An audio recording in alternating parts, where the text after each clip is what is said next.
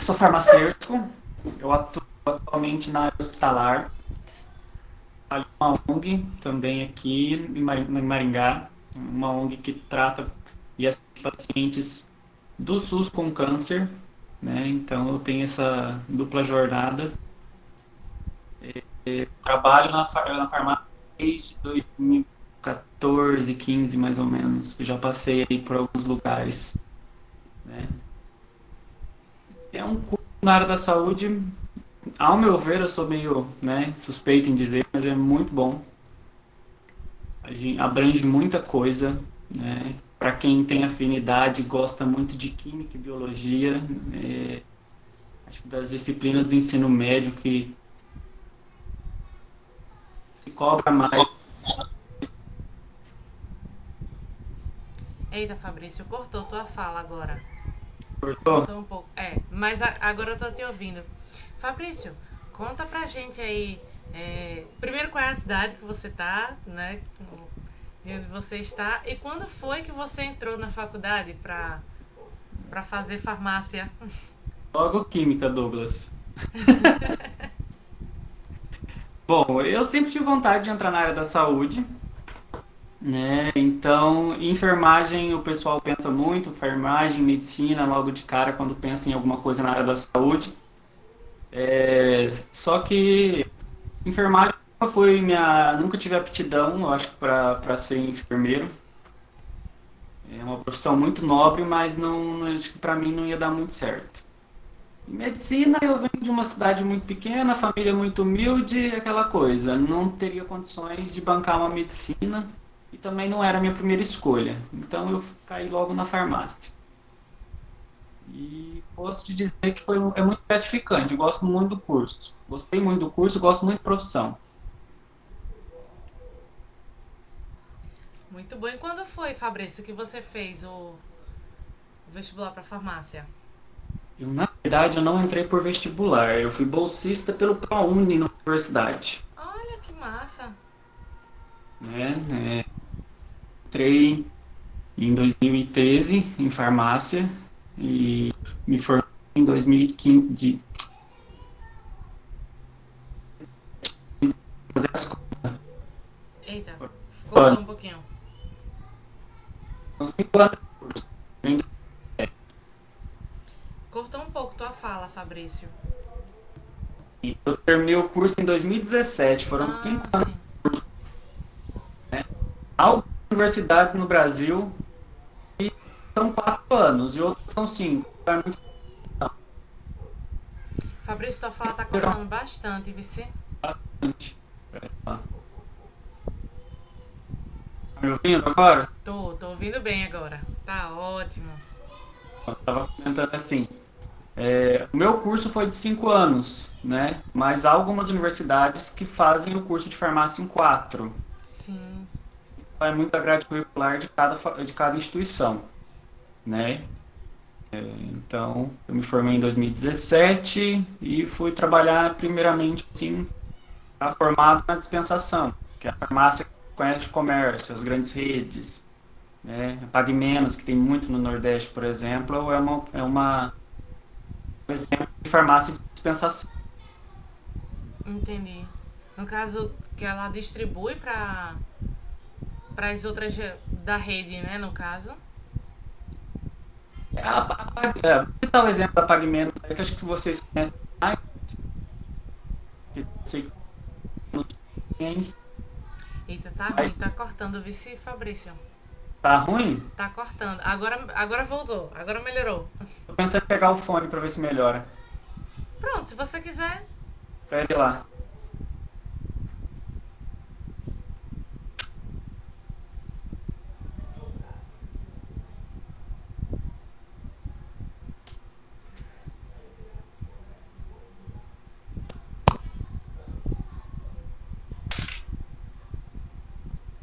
Vamos ver se melhora ou não.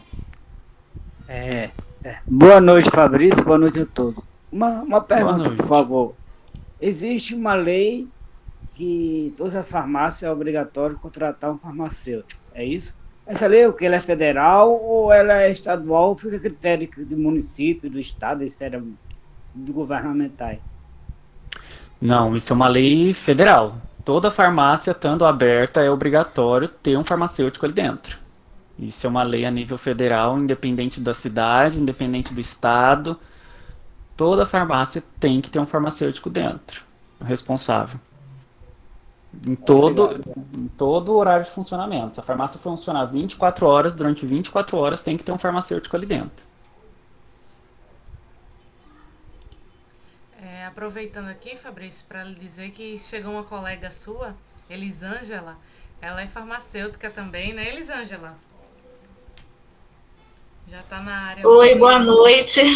Boa noite. Oi, Fabrício, boa noite, Boa Carol, boa noite, noite. Elisângela. E boa noite a todos. Eu já estou Elisângela é de aí que trabalhando. estado? Eu sou natural do Rio de Janeiro, me formei pela Uhum. UFRJ, mas já moro aqui em João Pessoa há 11 anos. Ah, já é nata da cidade já. Já! Então, essa farmácia de dispensação que Fabrício colocou é para onde, quando o pessoal se forma, vai. A É, maioria deles. é o que mais emprega o recém-formado é a farmácia de dispensação. E o salário também, ele anda compensando mais do que você hoje está no laboratório ou, de repente, num hospital. Porém, é mais cansativo. Eu digo porque hoje eu trabalho na Drogazil, estou 7 anos aqui na Paraíba, em João Pessoa, né? Mas já trabalhei na Pague Menos, na Big Ben, aqui em João Pessoa Uhum. só. A dispensação realmente é a que mais emprega na hora de sair. Claro que isso varia, a questão do piso varia muito de estado para estado, cada estado tem um piso salarial diferente para o farmacêutico, isso fica a critério do sindicato de cada estado, de cada região e do conselho regional de cada estado, né? Talvez a Elisângela consiga falar melhor do que eu quanto que está o piso por aí, mas uma coisa que varia muito como que fala, de rede para rede. Cada rede também adota digamos assim, uma forma de trabalhar diferente que acaba variando no salário do farmacêutico ou não. Isso também é bacana. Douglas fez uma pergunta para você aqui no chat. Ele perguntou sobre a questão da rotina de estudos também, né? A rotina durante o período da faculdade, né? Como era como foi esse processo, né, para você? Olha, não vou dizer que é um curso fácil, né? Porque na hora que eu falei que envolvia muita química e biologia, eu só vi o povo falando aqui, nossa, logo química, né? Química a gente vê a faculdade toda, os 4, 5 anos, dependendo da instituição, como eu falei, a gente vê muita química, então tem que gostar um pouco, não adianta querer cair na farmácia sem gostar de química e de biologia. De início é uma rotina tranquila, acho que como as outras universidades, o que vai apertando é conforme o tempo vai passando, daí os 2 últimos anos junto estágios, estágios é muito legal porque te dá uma vivência do que é a profissão. Hoje em dia, eu não sei se, né, não é de conhecimento de todos, mas o povo pensa em farmácia, só pensa no farmacêutico atrás do balcão. Mas a gente tem, atualmente, pelo Conselho Federal de Farmácia, a gente tem 135 áreas de atuação. Então a gente pode trabalhar, além de atrás do balcão, em mais 134 áreas diferentes. Claro que algumas exigem especialização, uma pós, enfim. Mas a gente tem um leque bem grande. Então, nos estágios, a gente tem um gostinho mais ou menos de como que é algumas áreas. Obviamente não dá para se ver todas, mas a rotina nos últimos anos, para mim, foi bem puxado. A gente juntava estágio, faculdade e o temido TCC, né? Mas é gratificante, é gostoso. É uma correria que depois. Vou falar que dá muita saudade, porque não dá não, porque era muito corrido, mas era gostoso. Eu gostava. E você acabou respondendo a pergunta que ele fez aqui. Você trabalhava em Entendi, faculdade? Ele perguntou. Mas aí você falou que fazia estágio, né? Fabrício, boa noite. Oi, boa noite. Já aconteceu com você assim de chegar alguém para comprar um remédio e você ficar meio Oi. assim meio perdido com a letra do médico e passar um Peraí. remédio errado? Olha, Olha, graças a graças Deus a não. Deus, não. Não? Não. Não. Graças a Deus que já aconteceu, viu? Felizmente comigo Felizmente não, mas eu comigo não, mas conheço eu muitos conheço casos que muitos sim. casos que sim. É, né?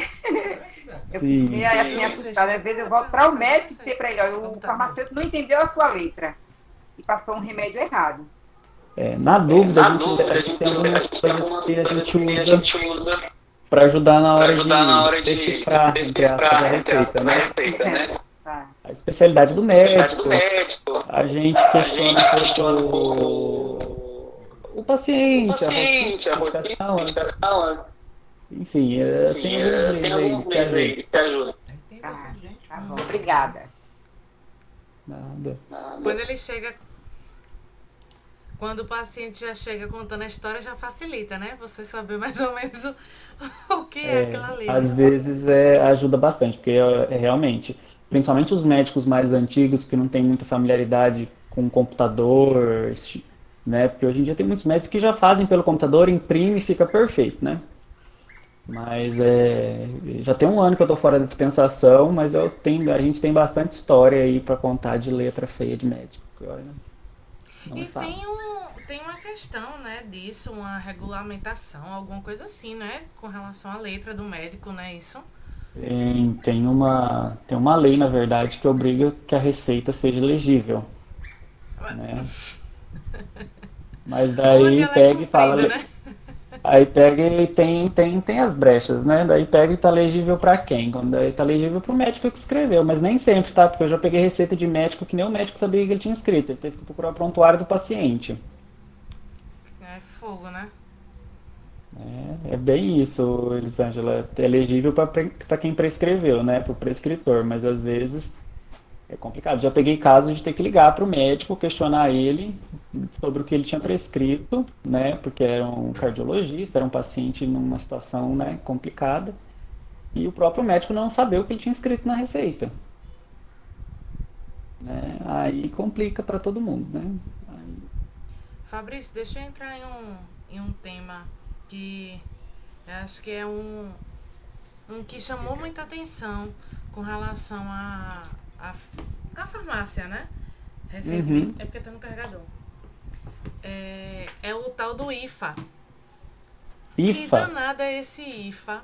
O insumo, como é? Farmacêutico ativo, que tanto estão falando aí da vacina, que Ah, estão falando o tempo todo disso, que agora que o Brasil está começando a produzir, né? Aí eu vi o seguinte, que ele agora está produzindo para uma vacina, não para todas. Todo remédio tem que ter isso. Como é essa questão aí de compra de remédio de questão nacional? É assim, a questão da matéria-prima, da vacina, a questão foi principal porque o Brasil não produzia. O que era produzido, por exemplo, pela Fiocruz, era mandada de Oxford, se eu não me engano, né? Mas o Brasil não é referência em produção de matéria-prima para medicação e nem para vacina. Isso é óbvio. Em questão de medicamento, que eu vou te dizer que eu tenho mais contato, os principais fornecedores de matéria-prima para o Brasil ainda é a China e a Índia. A Índia é um grande produtor de matéria-prima. A nível mundial, tá? Não falo só a nível Brasil, não. Boa parte da matéria-prima da medicação produzida na Europa também vem da Índia. O que vai mudar são os critérios que os europeus, os americanos, acabam usando para adquirir essa matéria-prima. É um pouquinho mais apertada, digamos assim, do que nós aqui no Brasil. E conta mais Fabrício, aí agora, no que tu tá fazendo agora. Conta aí mais sobre a tua profissão.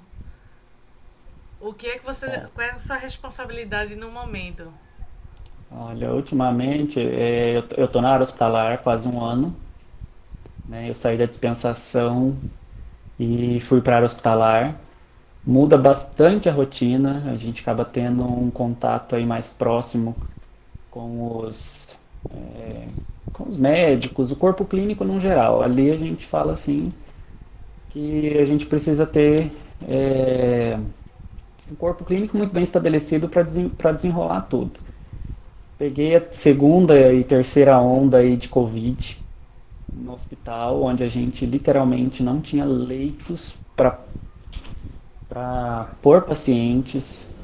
A gente entrou em crise a ponto de racionar medicamento para manter o pessoal entubado. Felizmente, aqui em Maringá, a gente não correu de chegar a ficar sem medicamento para entubar alguns pacientes, igual a gente viu casos em alguns outros lugares, né? Onde realmente chegou a faltar medicação para manter essa pessoa entubada. Mas tivemos casos aqui em Maringá e na região, por exemplo, de paciente chegar a óbito esperando um leito de UTI. Isso, infelizmente, aconteceu e não foi pouco, não. Muito pesado. Ricardo, eu Fabrício? queria fazer uma pergunta, não é? Isso. Ricardo, isso, diga. Na faculdade de farmácia, vocês aprendem toda a estrutura do remédio ou tem mais coisas para aprender? Tem bastante. Hoje em dia a farmácia é um curso generalista, como eu falei, tem um leque muito grande, então na graduação a gente tem que aprender um pouquinho de tudo, né? Então desde a parte fisiológica do corpo humano até as estruturas do medicamento, né? Então a gente tem uma matéria bem legal que a Elisângela deveria adorar na faculdade, que é a química farmacêutica, que é onde a gente estuda toda a cadeia molecular de cada medicamento, a interação dela, né? Como que ela vai interagir no organismo, né, depois de ingerido, então é bem complexo, né? Aí Nessa tem parte bastante química que eu gosto. Se você gosta, vai ser uma coisa bem bacana, que envolve muita.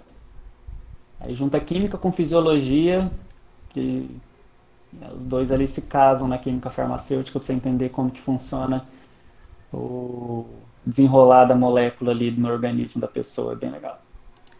Isso eu acho muito interessante. Como é que a gente toma um remédio para dor de cabeça e o remédio sabe que é para ele agir na cabeça. Que ele não vai pro pé, que ele não vai para outro canto. Que ele sabe que é para aquela dor em específico, né? Que é para aquela... Eu particularmente tomo muito para enxaqueca, né? Eu sou... A farmácia é de enxaqueca, sabe? Aí como é que eu acho muito interessante isso, como é que eu tomo um remédio pra dor de cabeça e ele funciona pra dor de cabeça, sabe? Fabrício, Eu? um farmacêutico é considerado médico também? Não. A gente cuida da parte do tratamento, né? Quem dá o diagnóstico é o médico, né? Agora me explica, porque quando a gente vai numa farmácia, que a gente não sente qualquer dor, aí olha, eu tô sentindo uma dor tal, assim, então, esse remédio é bom, toma esse remédio, aí ele passa e a gente também melhora. Quem? O farmacêutico que fala? Hã? O farmacêutico fala isso pra você, que indica o medicamento? A gente passa pra ele, né? Eu tô sentindo uma dor assim, eu queria um remédio pra passar esse tipo de dor, aí ele, olha, esse remédio aqui é bom, pode tomar esse aqui que é bom. Aí junta duas coisas.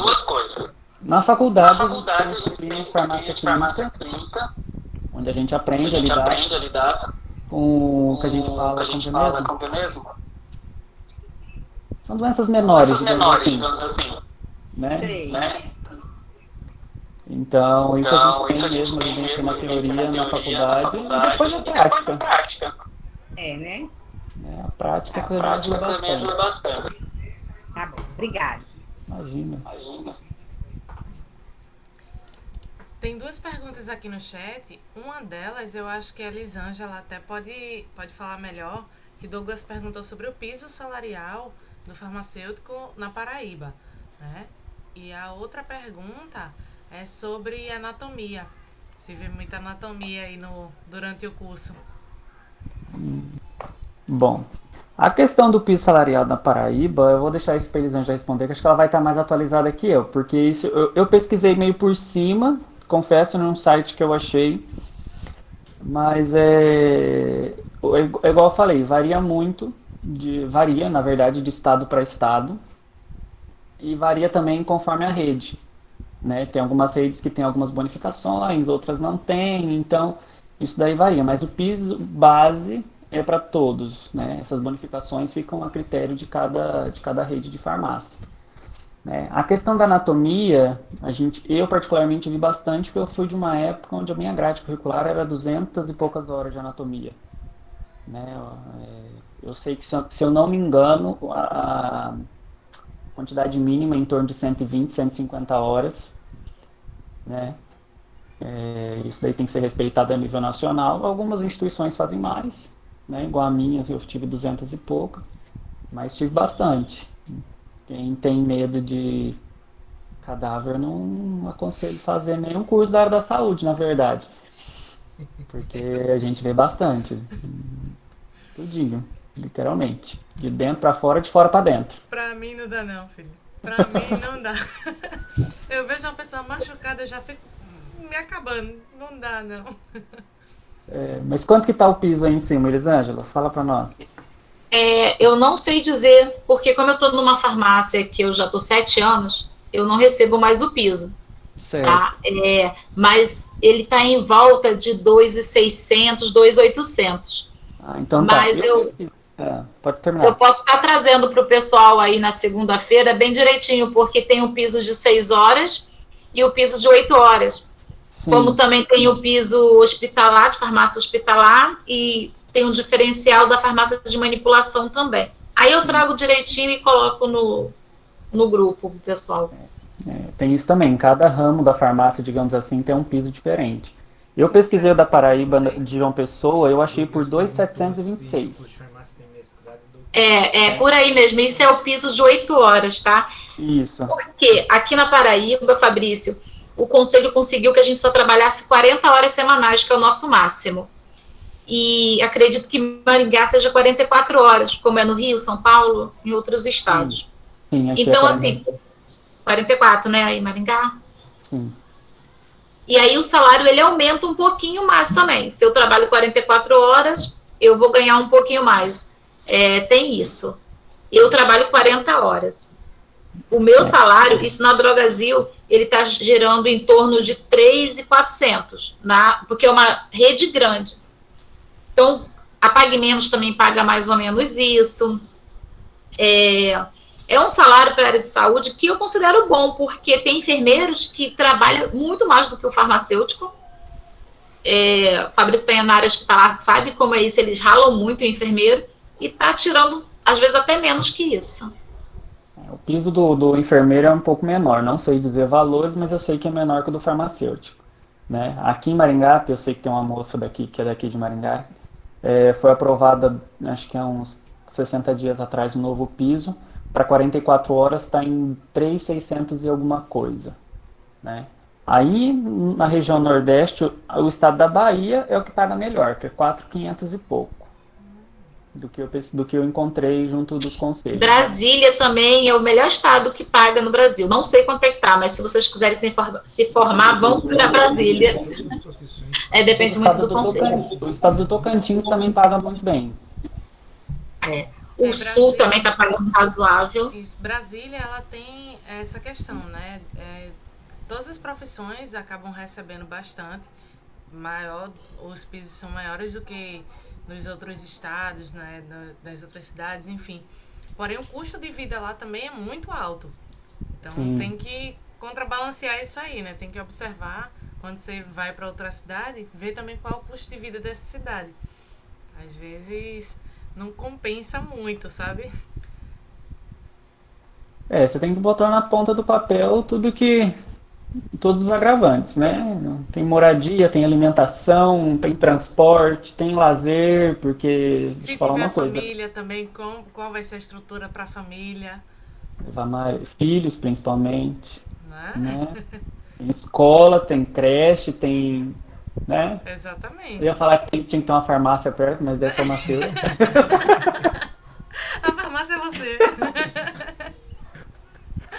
Muito bom. Fabrício, na farmácia só tem o curso superior ou tem técnico também? Existe técnico também. Existe o curso técnico de farmácia. Eu não sei se todos os estados têm. Eu sei que aqui no Paraná havia-se uma discussão no conselho uns anos atrás, antes da pandemia, né? De formalizar isso, assim como é feito com os técnicos de enfermagem, por exemplo, né? Por exemplo, a gente vê muito balconista, né? Então, licenciar todos eles, né, a nível técnico. Claro que existem N fatores envolvidos, né? Não tem como eu falar para um senhor que está trabalhando há 20 anos atrás do balcão como balconista que ele vai ter que sair dali e fazer um curso se ele quiser continuar trabalhando, né? Se eu pegar ele, pegar uma pessoa recém-formada em técnico de farmácia, não tem nem comparação. Né? Elisângela sabe, toda boa farmácia que se preza tem aquele tiozinho que está lá há anos atrás do balcão na mesma farmácia. Que conhece todo mundo, né? Conhece o bairro inteiro. Sim, eu falo assim, eu aprendi muito a prática com esses tiozinhos. Porque quando eu cheguei, a gente aprende 1000 coisas na faculdade, é um mundo. Quando a gente chega na farmácia, que a gente dá de cara com o balcão, o paciente, aquele monte de medicamento, a prescrição ali para você ler. E eu tive essa ajuda desse tiozinho que tinha um lá que tinha 35 anos de balcão. Então, hoje eu sou a farmacêutica que eu sou, agradeço a faculdade, sim, mas também a prática com o pessoal. Esse pessoal, eles ajudam muito a gente. Não dá para comparar, como o Fabrício falou, um estudante de um técnico de farmácia que chega para trabalhar com a gente e do que esses balconistas antigos. É bem bacana eles. E uma coisa que fica, independente do curso que vocês pretendem fazer, enfim, durante a graduação, tem que tirar notas boas? Tem que tirar notas boas, né? Mas procure fazer um estágio. Né? Eu fiz estágio remunerado, eu fiz estágios que não pagavam nada, só para ter realmente a experiência. Procurem fazer isso depois, no final, quando você sair da faculdade, vai te dar um diferencial para o mercado de trabalho muito grande, porque acontece muito, porque, como eu comentei, faculdade de farmácia é um curso puxado, né, mas acontece muito de farmacêuticos recém-formados não tiveram vivência nenhuma de prática e acabam ficando para trás em comparação aos que têm alguma experiência, mesmo que seja por estágio. Né? Então, independente da área que você procurar fazer, procure tentar fazer algum estágio, alguma coisa na área para você conhecer um pouco como que é a vivência do profissional. Isso ajuda muito. Fabrício, o estágio obrigatório são quantas horas no curso de farmácia? O obrigatório vai variar um pouco também de instituição para instituição. Eu sei que tem uma obrigatoriedade mínima. Eu não sei quanto que está agora, porque vive mudando. Mas no ano que eu fiz, na minha graduação, eram 1.500 horas. Tu comeu? Obrigatório, né? Juntando o extracurricular com o curricular. Mas isso não é feito num ano só não, tá? No meu caso foi dividido em 2 anos. Geralmente durante o curso. Isso dividido em várias áreas também. Douglas perguntou aqui também no chat sobre mestrado e doutorado na área. Tem bastante. Como é um curso da área da saúde, igual foi, tem aquele leque muito grande, a gente tem muita coisa. Né? Tanto na parte farmacológica, na parte fisiológica, na parte de análise de qualidade, análise de alimentos, análises clínicas, porque é um ramo também do farmacêutico, né? Trabalhar no laboratório. Nossa, tem muito. Saúde pública, saúde mental, tudo que envolva saúde, envolva medicação, o farmacêutico está envolvido, tudo que envolve laboratório em termos desde exames biológicos, é claro, não falo dos exames de imagem, que exame de imagem não é daí do farmacêutico. Análise de qualidade de produtos alimentícios, cosméticos, né? Uma coisa que está bem alta, pelo menos aqui no sul e sudeste, é a parte estética. Então o farmacêutico, o biomédico e o odontologista estão aí muito forte aqui no sul, por exemplo. Esses 3 profissionais no ramo da estética, está aumentando muito.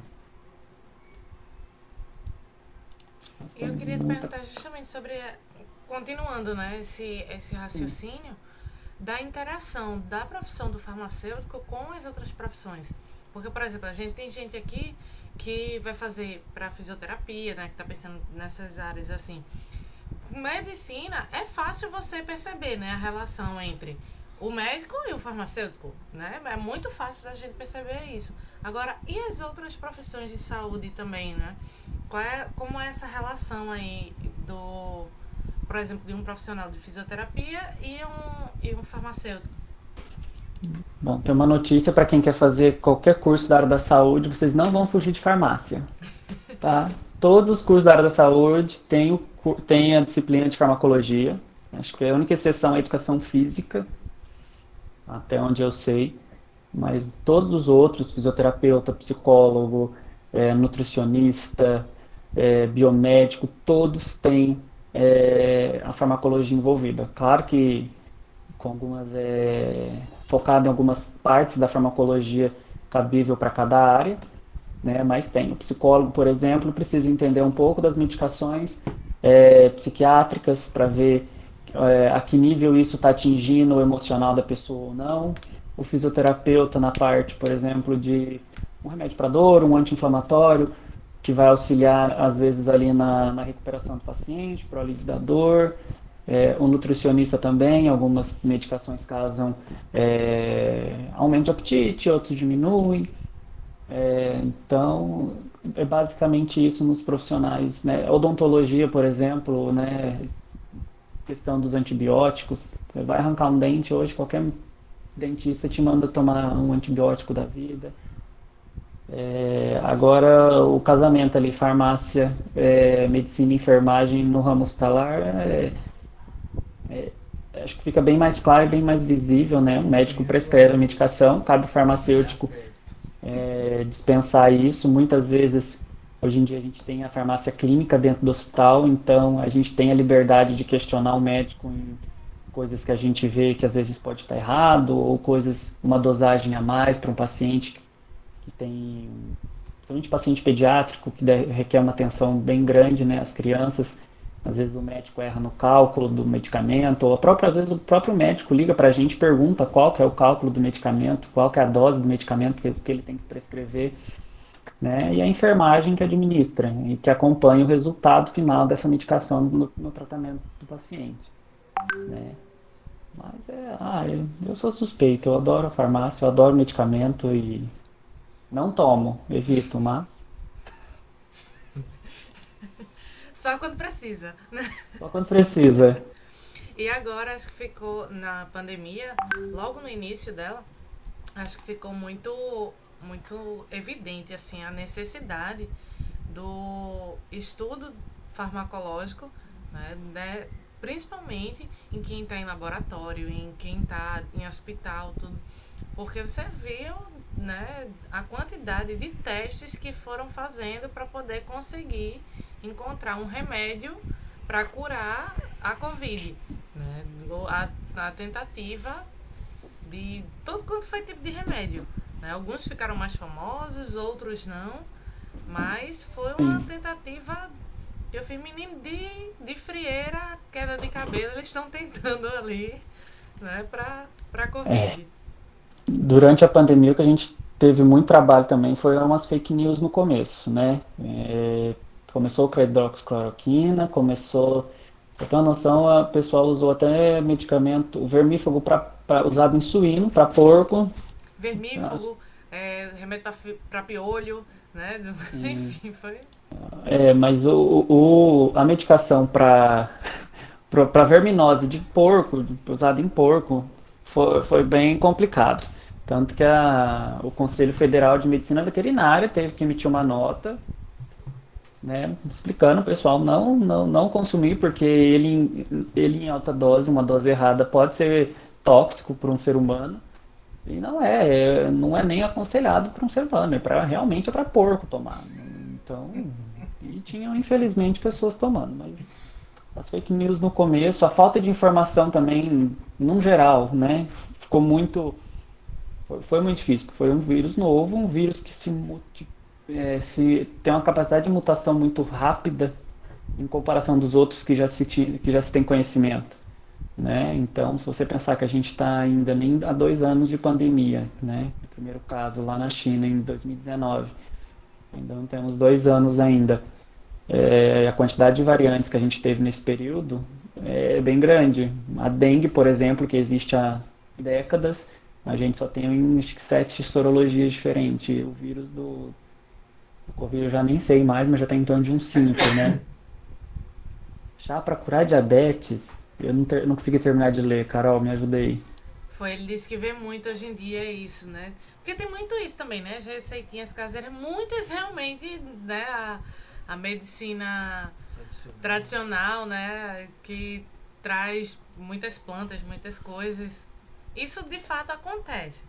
Mas eu acho que também tem muita coisa de exagero, né? Eu acho que é uma área, Sim, a área de farmácia é uma área que é muito apedrejada com as fake news, né? Ó, chá pra câncer, a Ana Beatriz está dizendo também, chá pra o curar chá para câncer. câncer é complicado. É complicado, né? As Difícil. garrafadas. É, as garrafadas, Exato. as coisas, né? Ó, a questão dos chás, claro, tem muito chá que realmente é muito bom. Então não vamos dizer que não, né? Mas igual chá para diabetes, infelizmente diabetes não tem cura ainda, né? Diabetes é medicação, é dieta, não tem segredo. É uma doença hoje em dia comum, infelizmente, né? E infelizmente também é uma doença muito chata de se tratar, né? Porque além da medicação, vai muito do hábito do paciente, né? Não adianta o paciente é, tomar a medicação da forma correta, por exemplo, né?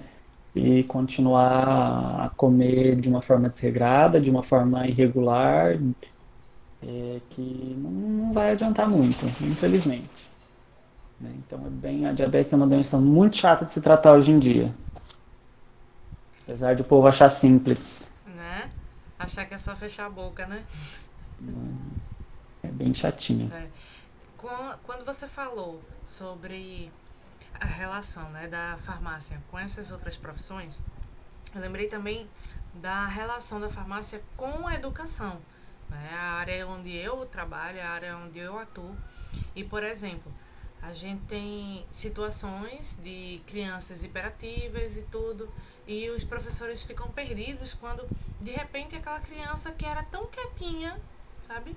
Nossa, mas fulano não dava trabalho nenhum. De repente aquela criança começa a ficar agitada e tudo mais, não sei mais o que fazer. É quando chama a família, não, é porque a gente tá suspendendo a medicação.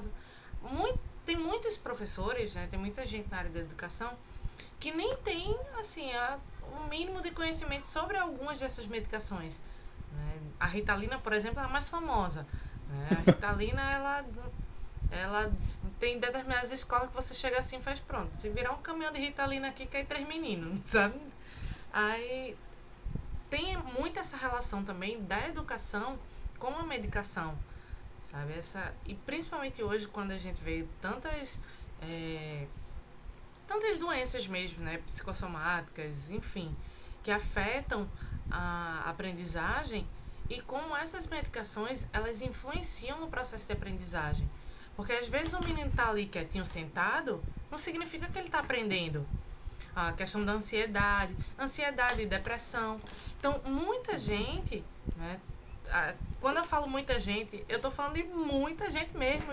Eu tô em escola e eu sei o quanto tem de gente tomando medicação para mascarar doenças, né? E que essas medicações, elas influenciam sim na questão da aprendizagem, né? E dificultam bastante em alguns momentos, sabe? Então, a gente na educação tem mudado muito isso, sabe? Eu tô há quantos anos, meu Deus?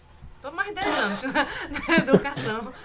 Não fala assim, eu tô o tempo. Tô um tempo na educação. E eu tô vendo o quanto isso tá sendo mais presente agora, sabe? A gente não tinha tanto esse contato. Agora a gente tem um contato muito forte com essa questão de administrar isso, sabe? Do menino trocar o horário da medicação, aí tá dormindo na aula, aí cai rendimento, enfim. Aí isso traz ansiedade, que aí traz um novo medicamento que o menino vai tomar, enfim, é um ciclo que é bem complicado, que a gente tá percebendo, sabe, na escola hoje. Bom, a nível escolar, eu vou citar exemplos que eu vivenciei. Eu não divulgo muito, mas eu fiz educação física antes da farmácia. E eu lembro que quando eu passei no PSS, fui dar aula numa escola do município aqui em Maringá, eu cheguei e tinha uma filinha de uma meia dúzia de alunos na sala da pedagoga e eu fiquei curioso, porque cada um tava com um copinho de água na mão.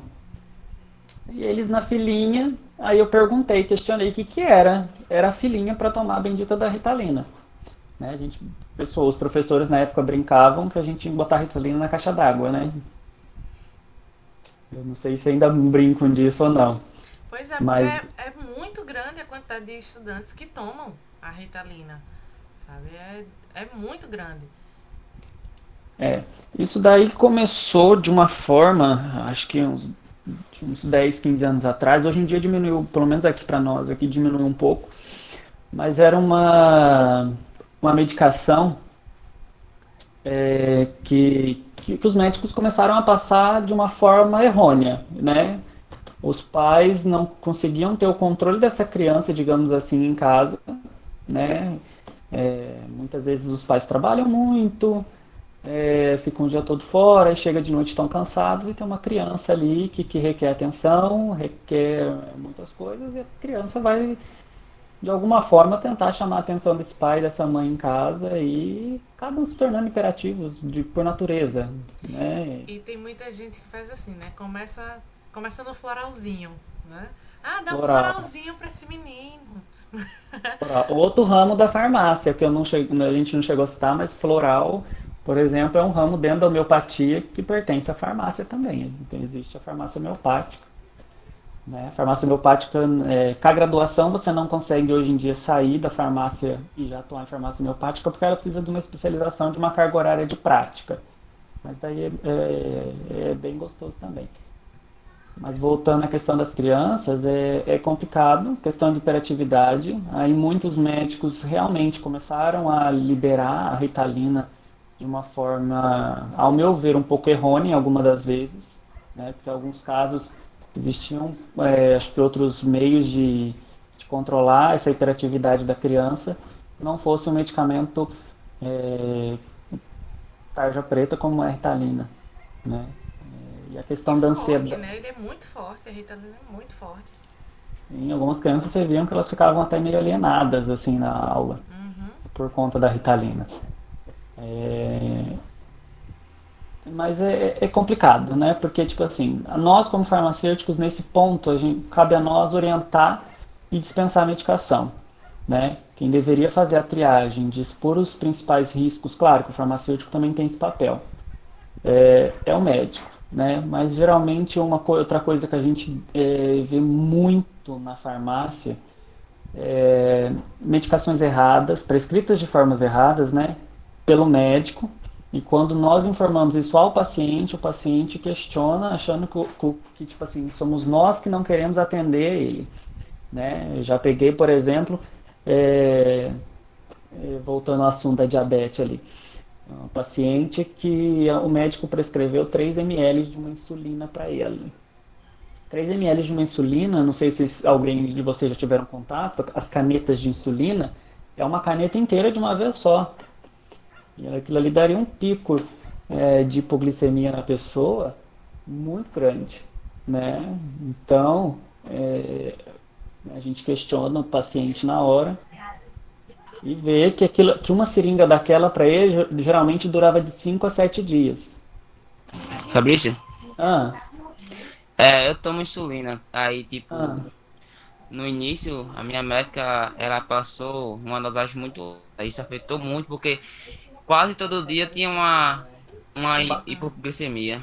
Quase uma todo dia dosagem tinha alta, aí. você fala? Era. É, Aí depois, com o tempo, é que eu tava, tipo, passando muito mal, e quase desmaiando direto. Aí eu mesmo abaixei minha dosagem e fui na farmácia. é. É por isso que eu comentei que a diabetes é uma doença muito chata de tratar. Porque o que acontece?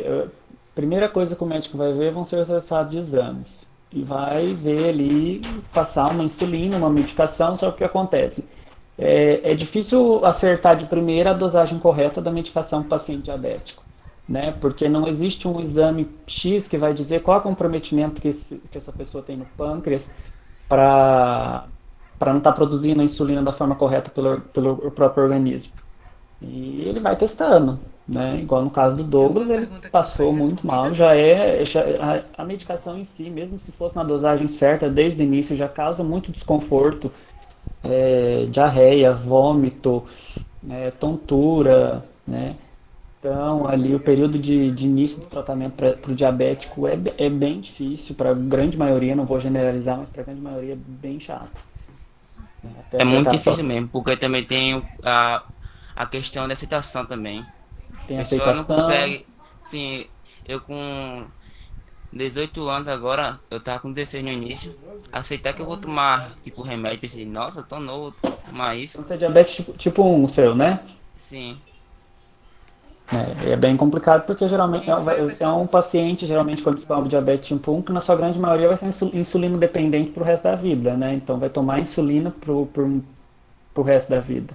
Então é complicado. Sem falar nas limitações de alimentação. Claro que não vou deixar de comer totalmente, mas eu não vou poder, tipo, esbanjar, comer demais ou coisa do tipo, porque Se ele respondeu. eles sabem as consequências que acaba tendo. Mas é bem chatinho. É, Fabrício, qual a diferença da diabetes tipo 1 e o do tipo 2? Eu tenho sempre essa dúvida. Bom, a diabetes tipo 1, geralmente a gente já nasce com ela. Ela só é, aparece com o tempo, geralmente na adolescência, é a fase mais comum, tanto que o Douglas apareceu com 16 anos, né? Então, ali, a infância e a adolescência, a maioria dos pacientes que descobrem diabetes nessa idade são tipo 1. Não vou generalizar porque existe a diabetes tipo 2 em criança e adolescente também. Só que a tipo 2 geralmente é por má alimentação mesmo, né? Uma alimentação errada ou alguma disfunção pancreática, só que daí já é mais difícil de acontecer. Camila quer falar alguma coisa?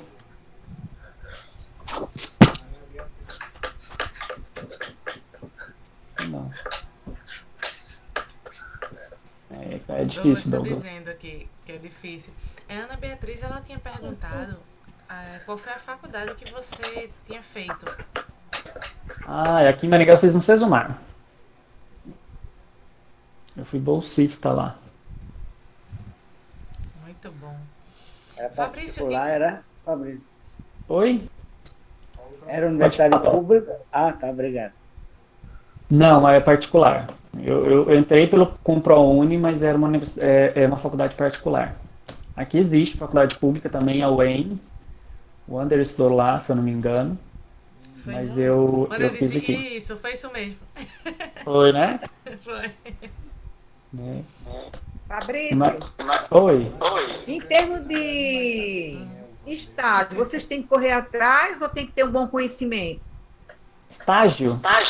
É. Eu vou dizer pelo que eu vivi. O estágio obrigatório fica por conta da instituição te orientar e te ajudar, né? Sei. Agora, os extracurriculares, aí fica por conta da gente. Ah, tá. Tá, obrigada.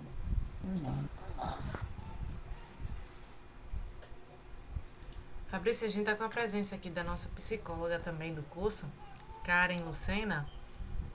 Que ela tá parecendo aí Karen Araújo, mas é Karen Araújo. É Araújo Lucena ou Lucena Araújo? Luciana Araújo, boa noite, turma. Boa noite. Cheguei atrasada porque na hora faltou energia na minha casa. Tive o desprazer de ficar sem energia. Mas estou aqui assistindo e encantada aí com as informações.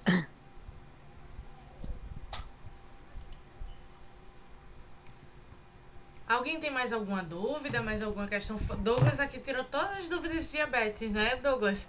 A vivência dele aí, né? É o dia a dia da pessoa, Sim, né? a minha rotina é essa, estudar, trabalhar e principalmente treinar insulina, alimentação, assim vai, né? Essa parte é bem importante mesmo. Tem que cuidar, porque senão a doença toma conta. Só mais uma questão Acho que Camila quer falar. Camila, acho que quer falar. Camila, abriu o microfone.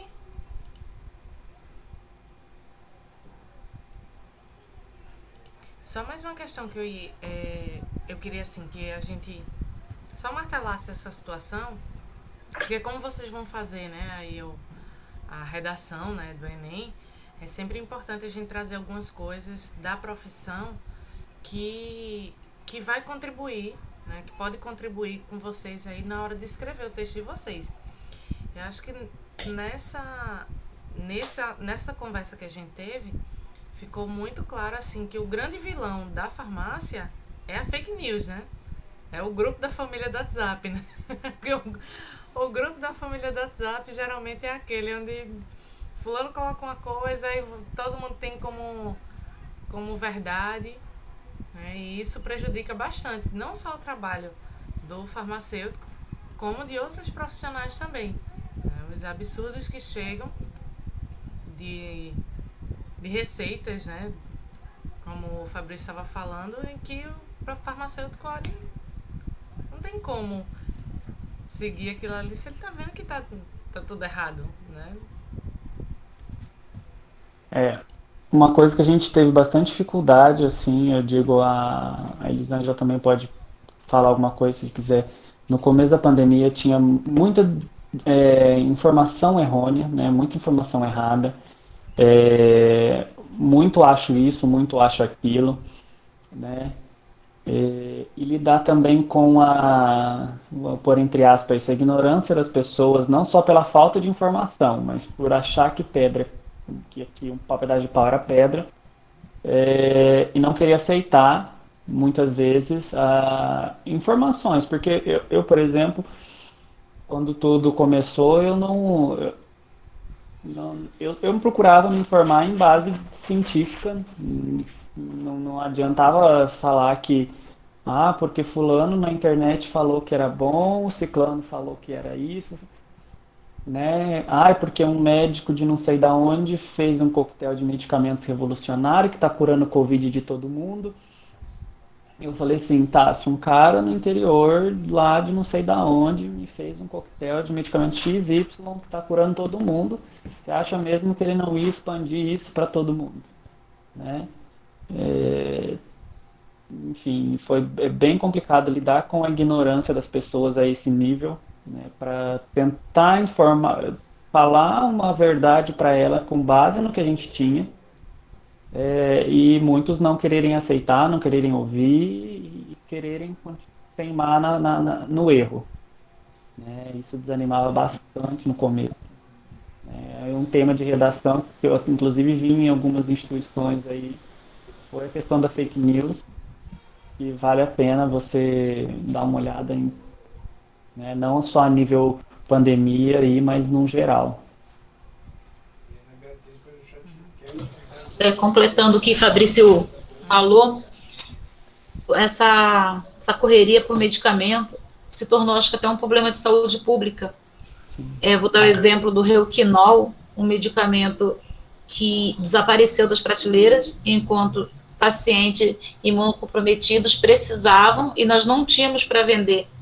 A gente vê pacientes doentes, caindo doentes, necessitando do medicamento, porque já fazem uso crônico daquilo, e não tinha, porque alguém falou, e saía todo mundo correndo. Remédio de verme, era bom, saía todo mundo correndo. No final do dia, não tinha mais nas prateleiras.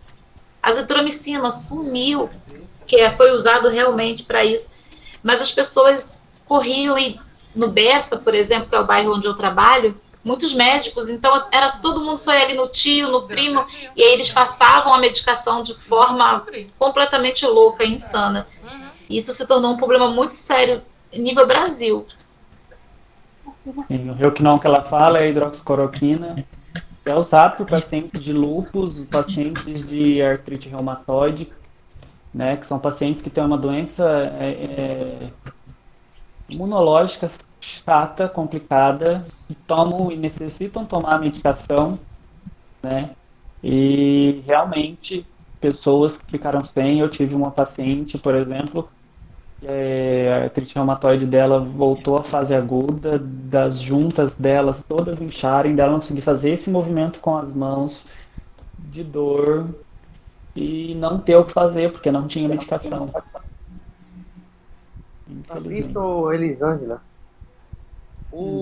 a ivermectina e a hidroxicloroquina, se a pessoa sem tomar com esse útero do caso da Covid, gera alguns problemas que a pessoa que não tem nenhum caso, não pode ter culpa, a dependência desse remédio? A dependência em si, não. O que acontece é um comprometimento hepático, né? Por exemplo, a ivermectina, o ideal, se tomar ela em casos profiláticos, por exemplo, né? Profilaxia, né? Só por precaução de algum parasita, por exemplo, o indicado dela é no máximo a cada 6 meses, né? O que muita gente estava tomando era uma dose a cada dia, uma vez por semana, a cada 15 dias. Isso, com o tempo, é uma medicação que agride muito o sistema hepático. Você tomando isso com uma certa frequência, não dá tempo nem do seu fígado se recuperar e você já está tomando a medicação de novo, né? Se é um paciente ali, por exemplo, que já existe um indício de alguma doença hepática, só vem a agravar, né? Mas falar para você que vai causar dependência não vai. Você quer falar, Camila?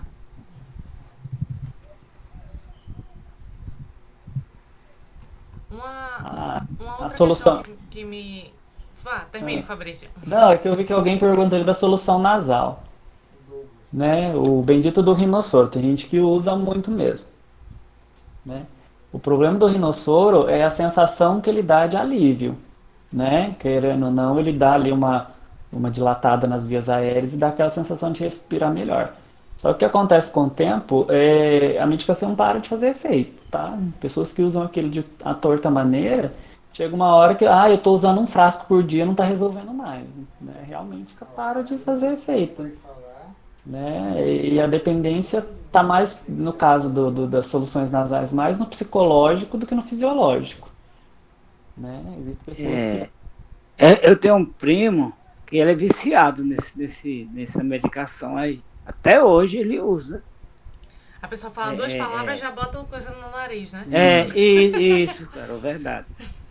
O que eu aconselho sempre né, geralmente lugares muito secos, né, que está com ambiente muito seco, é soro puro, né? Só o soro fisiológico puro você encontra aí, sem nafazolina, que é no caso do rinossoro, que tem, né, o rinossoro, o sorine, né? Faz só a medicação, só o soro puro, sem necessidade de nenhum ativo, só realmente para manter a via aérea hidratada. Fabrício. Oi. Olha só, logo quando começou a pandemia, foi o ano passado, eu com medo de morrer, de pegar essa doença, aí eu tomei ivermectina por minha conta, mas depois disseram que fazia mal, eu parei, ainda cheguei a tomar 3 comprimidos. Porque eu já tô com 60 anos, aí eu fiquei com medo de morrer, eu disse, não vou pegar essa doença nem a pau, vou tomar esse remédio para prevenir.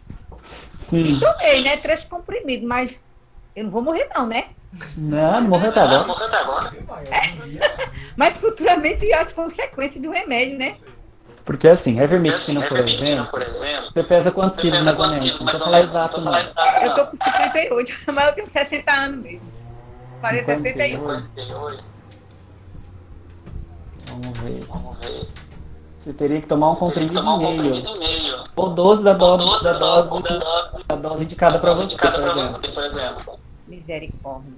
Aí você para e pensa, tem gente que vai tomando isso a cada 15 dias.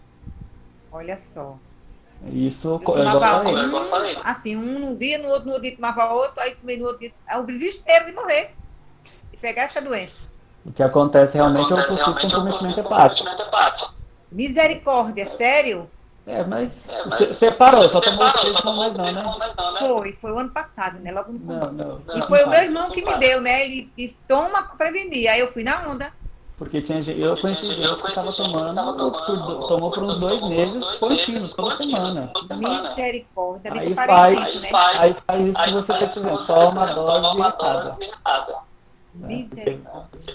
Eu acho que essa pandemia, ela encontrou um terreno aqui, não sei nos outros países, né, se acontece essa mesma cultura, mas ela encontrou um terreno muito fértil aqui no Brasil, porque ela encontrou a fake news, né, contra um procedimento correto, e ela encontrou também a cultura da medicação aqui no Brasil, né, que você percebe muito que, por exemplo, a medicina cubana ela é completamente diferente da medicina brasileira. A medicina cubana ela é mais voltada para a prevenção das doenças. Aí quando você chega, todo mundo aqui, eu tenho certeza, quando vai num médico, o que quer é que ele passe um remédio para curar aquilo ali que você está sentindo, né? Ou não está sentindo. Mas enfim, você chega no médico, todo mundo quer sair do médico com a receitinha na mão. Então no Brasil tem essa cultura. Então isso também é algo que pode ajudar vocês. Seria uma linha de pesquisa, né, para vocês aí no final de semana, que poderia ajudar vocês na questão da redação, né, essa cultura da medicação brasileira, né, que o brasileiro ele chega no médico, ele quer que o médico prescreva alguma medicação. Ele não sai, se ele sair de lá sem uma prescrição da medicação, aquele médico não presta. Primeira coisa que você escuta, aquele médico não presta. Quando às vezes realmente não precisava. Eu acho assim também, sabe? Eu até botei aqui no chat, assim, a gente tem até resgatando a palavra que a Carol trouxe agora, uma cultura de valorizar e se guiar pelo que as redes sociais, as celebridades estão usando e fazendo, isso em todas as áreas. E uma cultura também de não valorizar a formação da pessoa para atuar naquilo. Então, por exemplo, um educador físico. Você sai por aí fazendo atividade física sem ter uma orientação. Você está sobrecarregando um joelho, sobrecarregando um tornozelo. Você está, na verdade, trabalhando contra você e não tem consciência disso. Ou vai para uma academia que não tem um profissional de educação física lá dentro para orientar e validar aquilo que está sendo trabalhado. Imagina isso com medicação, gente, que vai atuar diretamente no organismo da gente. Olha o nível de irresponsabilidade das pessoas em vir para uma rede social e dizer, tome isso, com esse nível de comprometimento que Fabrício trouxe aí, hepático, a gente simplesmente achando que eu vou tomar porque meu vizinho está tomando e não pegou ainda, por exemplo, a Covid. Então a gente precisa, enquanto ser social mesmo, que vive nesse mundo, ter uma leitura muito crítica das escolhas que a gente faz. Ter uma consciência muito grande de que tem muita gente por aí dizendo que não se deve. E que se eu vou me guiar por alguma coisa, vamos se guiar pela ciência. Vamos acreditar naquilo que a gente está buscando. A gente está buscando conhecer, a gente está buscando se formar, a gente está tentando entrar no curso. Então, se é isso que a gente quer como pessoa, como profissional, vamos trazer isso para a vida da gente também, né? Eu acho que essa consciência é muito importante. Sim. Né, aquela cultura principalmente mais do interior, eu acho que eu vejo bastante isso, minha vizinha tomou, foi bom, né? A gente tem que ver que cada caso é um caso,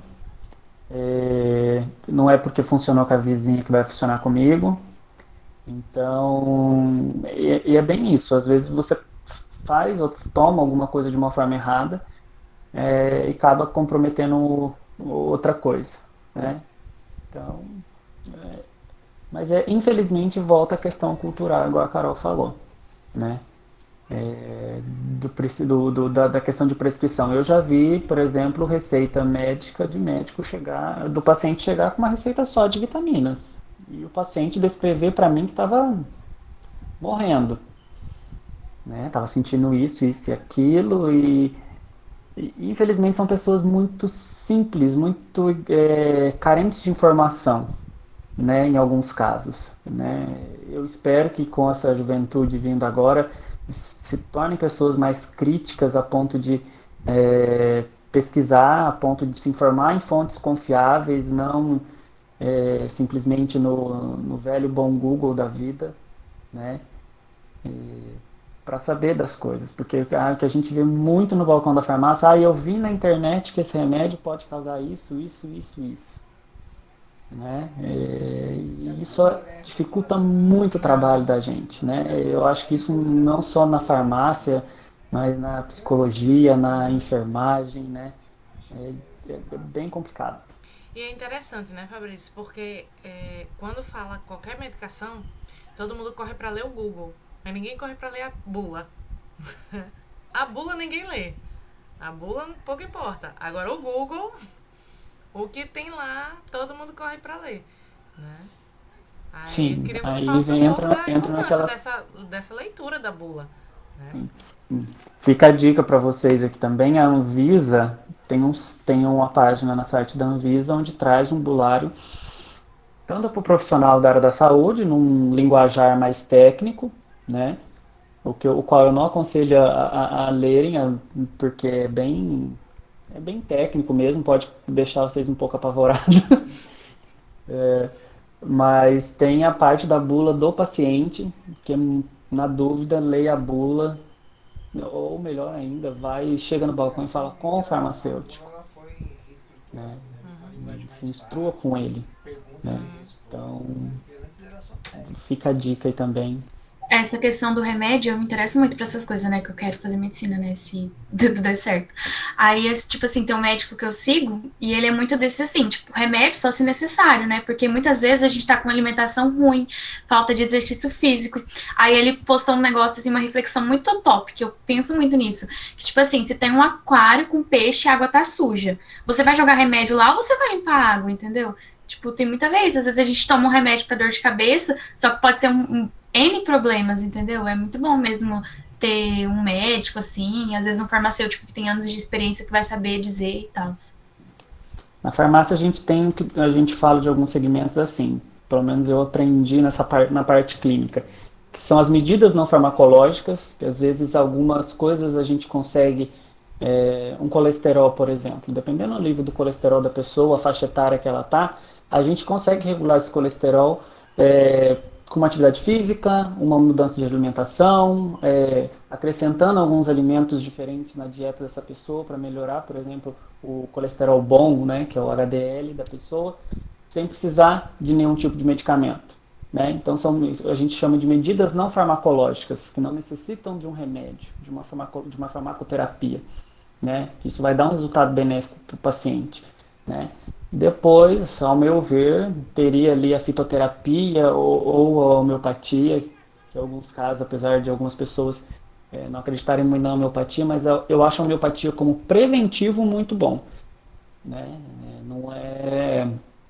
Não é algo que você vai ver um resultado imediato, mas a longo prazo, como preventivo, vale a pena, né? E depois sim a quimioterapia, que daí entra os medicamentos, né? No geral, a gente fala em quimioterapia, a gente só pensa em tratamento de câncer ou oncológico, mas tudo que envolve qualquer medicamento químico, né? Um simples dipirona num tratamento ali já é uma pequena quimioterapia, porque é um medicamento químico, né? Não é algo do nosso organismo, ele vai entrar, vai fazer o serviço dele, é simples, mas tomado da forma errada, até um simples dipirona pode fazer muito mal.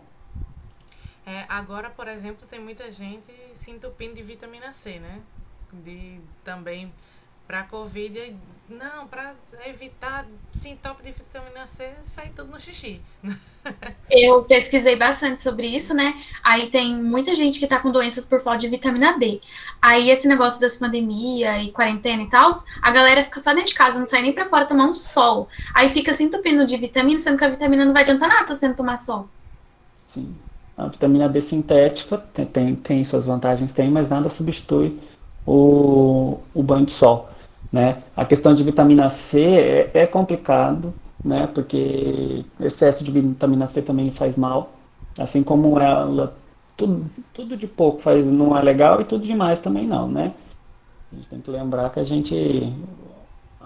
o sangue ele tem bastante ferro. Imagina você tacar um monte de vitamina, faz o teste em casa, espreme um limão em cima de um prego, espera um tempo pra você ver o que vira. Então é uma comparação meio extremista, mas é aquela coisa, tudo demais não faz bem. Então pode tomar vitamina C, faz bem, faz ótimo, mas tem que ter uma noção ali, uma regularidade. Acho que enaltecer também, a gente tem muita cultura do tratamento e não da prevenção, né, Fabrício? Então a gente Sim, precisa também ter muita consciência de que muito do que a gente desenvolve pode também ser evitado ou prolongado e mais lá para frente, se a gente tiver uma vida saudável, uma boa alimentação. E quando eu digo boa alimentação, a gente já viu com a professora Lavoisiana que não significa ter dinheiro para comer. Boa alimentação significa fazer boas escolhas dentro daquilo que é a nossa realidade, né? Então, a gente ter uma boa alimentação equilibrada, as atividades físicas, que eu estou feliz vendo um monte de gente aqui dizendo que está fazendo atividade física. Nossa próxima a profissão pode ser, inclusive, educador físico, para casar aí com nutrição, farmacologia e educação física. Então, a gente tem essa preocupação de prevenir para não desenvolver e aí sim precisar de uma intervenção medicamentosa, né? A gente não se liga muito nisso.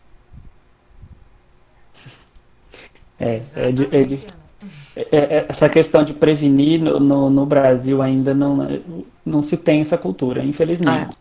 É uma coisa que na Europa, por exemplo, veio desde o século XIX, né, a questão de prevenção, começou com a prevenção de saneamento básico, né, eles viram depois da segunda onda de peste negra, no final do século XVIII, se eu não me engano, XVII, XVIII por ali, que um dos problemas era a falta de saneamento básico. Então eles começaram a se reeducar por ali. E a gente, infelizmente, não teve. Infelizmente, a gente tem lugares nesse país ainda que as condições de saneamento básico são muito precárias. Né? E a gente não pode pensar só isso lá no nível Amazonas, nos ribeirinhos que vivem em situações difíceis. Né? A gente vê grandes capitais, dependendo da localidade da capital, em situações muito difíceis. Isso aí. Só um dado para ilustrar, né, o que você acabou de falar. Para quem é de João Pessoa, sabe a proximidade de João Pessoa com Conde, né, o município do Conde, município ali ao lado. E na última pesquisa que foi feita com relação ao saneamento básico, onde foi dada a porcentagem, né, de cada município, a porcentagem de sistema de esgoto, né, satisfatório, né, enfim. E no Conde, nessa última pesquisa, que eu acredito que tenha sido há uns 2 anos mais ou menos, saiu que ele tinha 0% de saneamento. Eita! E é um município turístico, hein? Porque tem Jacumã, tem toda aquela região ali. E é assim, município de praias. A gente não tá falando de interior, a gente tá falando de lugar distante. A gente tá Grande falando João Pessoa. Exatamente, região metropolitana de João Pessoa. Então, quando você fala dessa questão do saneamento, a gente costuma trazer, deve ser lá no sertão, lá no Amazonas. Não, gente. Né? Às vezes na sua rua tem esgoto clandestino, enfim, que trazem problemas. Os próprios dados da dengue, das epidemias de dengue, com saneamento do melhor saneamento, aí já poderia melhorar, baixar muito esses números. Exato. Né? Uma coisinha simples ali, tentou-se fazer a educação na base, o escolar ali, mas uns anos atrás, mas parece que a coisa não deu, pelo menos ao meu ver, não deu o resultado que deveria ter dado. Políticas públicas, né? Sim. A bela e velha boa vontade em realmente querer fazer, né? Exatamente. Gente, mais alguém tem alguma pergunta? Sei que o assunto tá maravilhoso, né? A conversa tá ótima. Mas alguém quer perguntar alguma coisa? Ficou alguma pergunta? Eu tomo assim muita água com limão de manhã cedo. Faz mal? O que seria muito para você? Assim, todo dia de manhã, em jejum, eu tomo meio copo de água com uma bandinha de limão. Porque eu vi no Google que era bom. Já é sua dose de vitamina C diária. Não tem que tomar comprimido aí. Não entendi. Assim, é a sua dose de vitamina C diária. Mas eu sou muita laranja. E tomo também remédio para a vitamina D também, para os ossos, que eu tenho que tomar banho de sol, né? Todo dia de manhã eu vou caminhar, faço caminhada. E aí eu tomo minha água com limão, já é de costume. Agora eu passei um tempo sentindo muita dor no estômago. Aí parei um pouco, aí passou. Aí eu voltei a tomar de novo. Mas você ficou com dor de estômago, parou de tomar água com limão? Quando eu parei de tomar água com limão, eu passei um mês sem tomar e passou a dor do estômago. Eu fiquei com medo da acidez do estômago. E que assim, se você tá em jejum, o que acontece? Você já passou a noite inteira sem comer. Seu estômago tá cheio de suco gástrico. Ele já é ácido. Ele vai pôr mais ácido em cima dele. Mas é porque eu tenho medo de engordar, porque eu já tô velha, né? Água com limão não vai fazer você emagrecer, não. O que está fazendo você manter o peso é a sua caminhada. Sua caminhada está dando muito resultado. Essa pandemia eu engordei bastante. Eu tenho 1,53 m, peguei 60 quilos. Aí eu entrei em desespero. O mundo engordou. Nós mudamos nossa rotina, nós ficamos em casa, nós nos alimentamos, nós ficamos ansiosos com tanta tragédia ao nosso redor. Comemos mais.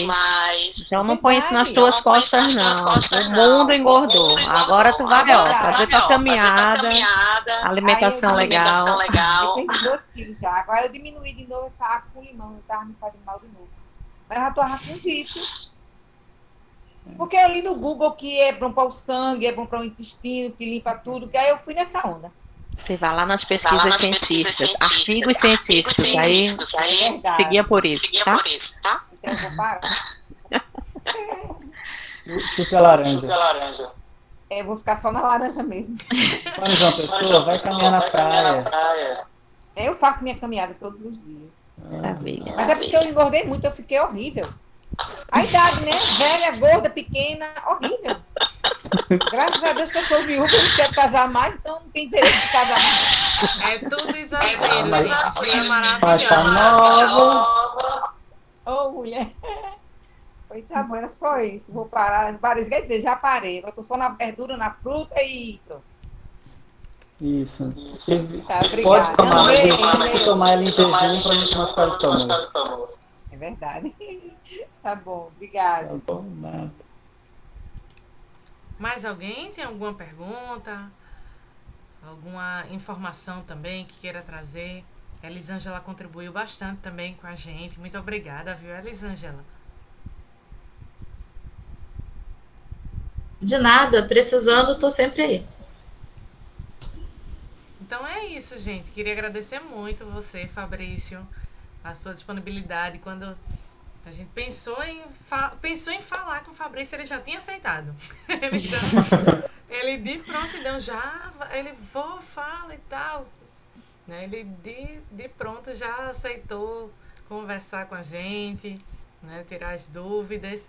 E agradecer a vocês também, né? Que fizeram aqui presente, tiraram várias dúvidas, né? Perguntaram bastante, exploraram bem essa área, né? Foi uma conversa muito rica, muito valiosa. Quero agradecer muito a todos vocês por essa noite maravilhosa. Eu que agradeço. Boa noite a vocês. Valeu mesmo, foi muito proveitoso. Eu gostei. Boa noite, Carol. Amei demais. Foi ótimo. Espero que volte de novo. Coisa boa.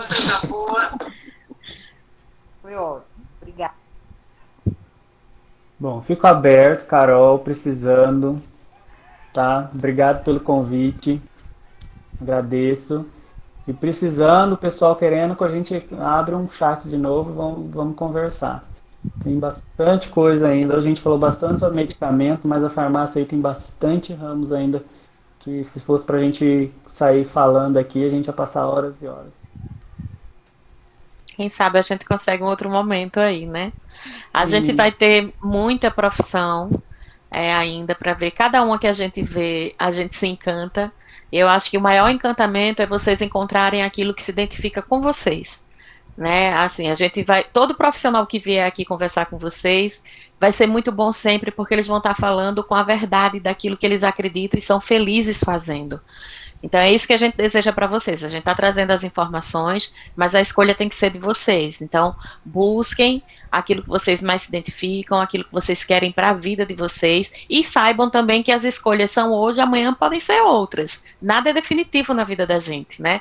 Então, eu comecei em psicologia e não é isso para mim, eu vou buscar uma outra coisa, mas deem um primeiro passo que seja em direção àquilo que vocês acham que é bom para vocês, que vocês vão se identificar. Porque quando a gente se identifica, a gente desenvolve o que gosta, a gente não está trabalhando naquela carga, não. A gente está fazendo e se doando para aquilo que a gente acredita. Fabrício passou isso para a gente na fala dele, Lavoisiana passou para a gente também. Todos os profissionais que vieram aqui trouxeram essa verdade na fala porque estão felizes naquilo que desenvolvem, né? Então é isso, né, Carol? Acho que agradecer mesmo. E a próxima a gente divulga e conta com vocês, tá bom? Muito obrigada, gente. E só terminando aí, só ilustrando o que Karen falou. Não há problema nenhum em mudar, tá, gente? A mudança não é um defeito, não é um demérito.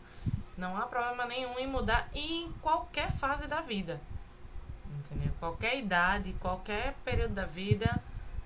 Vendo que tá precisando mudar, mude. Entendeu? Não tenha medo, não. É coragem. Né?